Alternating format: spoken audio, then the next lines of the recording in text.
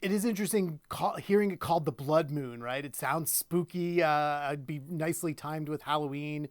And it may look to you kind of weird to see the full moon basically turn, I would call it maybe more of a dark orange than really truly red. But it fits the name blood moon. It looks kind of spooky, but it's a slow process. Like it starts to get a little bit dark, then it starts to get a little bit darker and darker, and then it turns red at the very end. And it takes hours for the whole thing to happen. Christopher Palma, teaching professor in the Department of Astronomy and Astrophysics.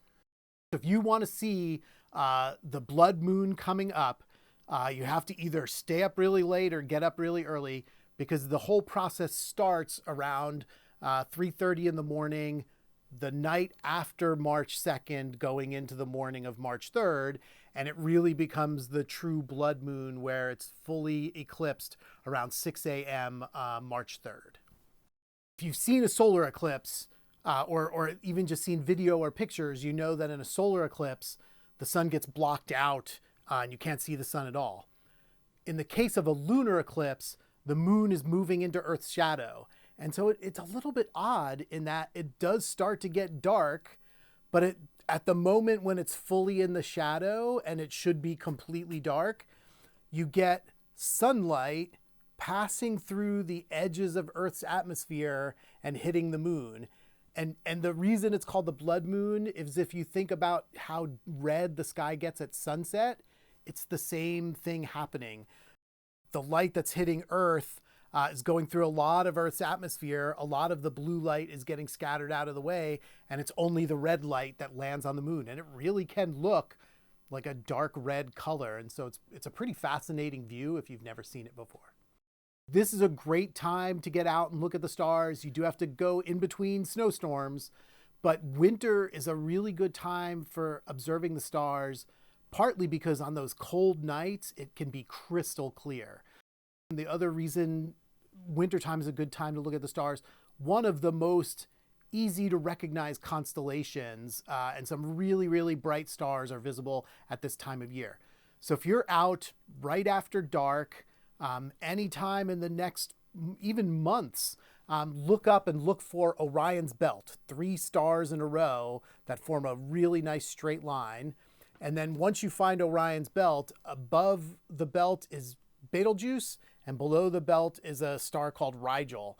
And you'll know you're looking at the right ones because Betelgeuse is an orangey red, and Rigel will look kind of a bluish white. Betelgeuse is a fascinating star. I love telling people about it in the planetarium or anytime astronomy comes up. It is an absolute supergiant star. 400 million of our sun could fit inside of this one star. The reason I like to talk about it in February or March, if you go outside and see it, we're used to thinking of the stars as not changing. They're just as bright. They come back to the same spots. People wrote about the same stars we see today 100 years ago, 1,000 years ago. But a few years ago, Betelgeuse just all of a sudden got darker. It not so dark you couldn't see it anymore, but it faded out from being one of the brightest stars in the winter sky to being more average. And now just a couple years later, it is back to being one of the brightest stars in the sky. And so anytime that happens, we want to know why, right? Why would a star just all of a sudden dim like that? You may have heard of a nova, the explosion on a star's surface, a supernova, a star completely exploding. The technical term for what Betelgeuse did was it burped. It expelled gas, and the gas it expelled all sort of formed around the star and basically blocked some of its light, making it look dimmer. But the thing that's so cool is because of that dimming, it made people pay attention to this well-known star that's been studied and observed for a long time. We paid attention to it more closely than we have in a really long time.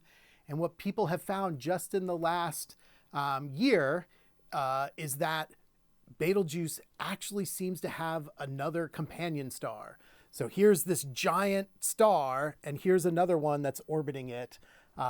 Roughly, it seems like every 6 years. And what's really cool is just recently with the Hubble Space Telescope, people have observed this star is actually kind of inside of the outer parts of the atmosphere. So just like a boat moving around in a lake, it's leaving a wake. It's basically stirring Betelgeuse's atmosphere up as it orbits. And so just go outside, look up, and you see this orange star, and just know that every so often it's going to burp. And now we know that not only is it this bright supergiant star, but it actually has a companion star that is right now orbiting around inside of its atmosphere.